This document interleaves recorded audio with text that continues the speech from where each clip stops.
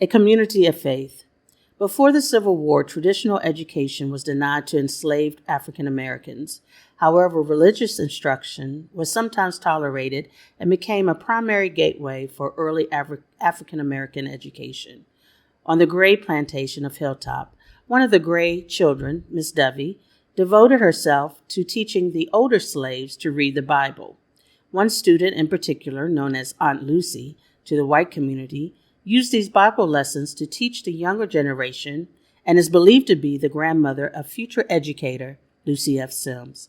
Harrisonburg's freed Black population used similar Christian knowledge and values to push successful appeals through the Virginia General Assembly that would allow the freed man to stay in Harrisonburg to be near his enslaved wife, children, and friends. A community of growth. The end of the Civil War emancipated large numbers of African Americans who had previously been denied education. Harrisonburg received aid from the government-sponsored Freedmen's Bureau, which enabled formerly enslaved persons to buy property, obtain an education, and find employment. The Bureau sent 3 teachers from New England to establish the first schools for African Americans in Harrisonburg, which were held in hotel rooms and church basements.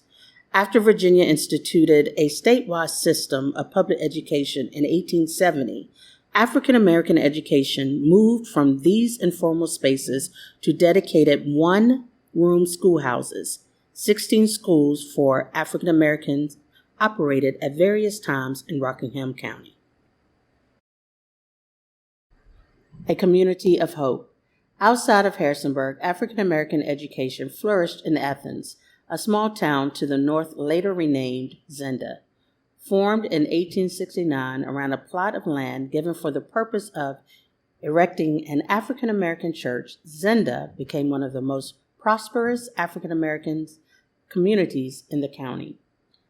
Many Zenda residents owned property, and education and religion were key aspects of life.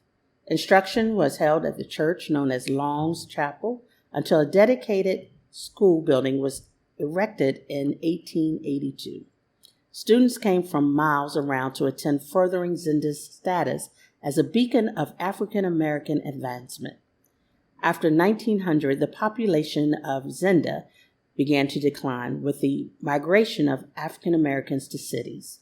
Restored in 2009, Long's Chapel stands to this day as a symbol of the fellowship and progress for the African American community in Rockingham County.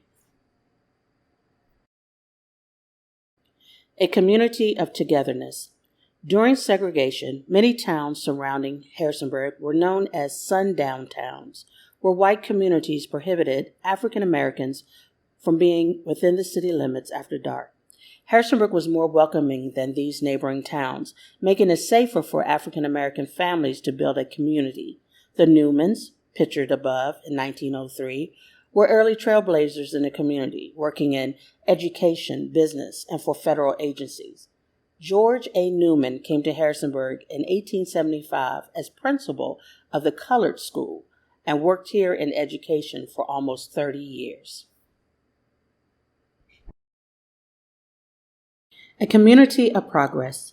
In 1882, the Effinger Street School was built in Harrisonburg and became the primary center for African American education in Rockingham County until 1938. As the new town neighborhood grew around it, Effinger Street School became the locus of a tightly knit community of faith and family. It served as a community center and a thriving and innovative school.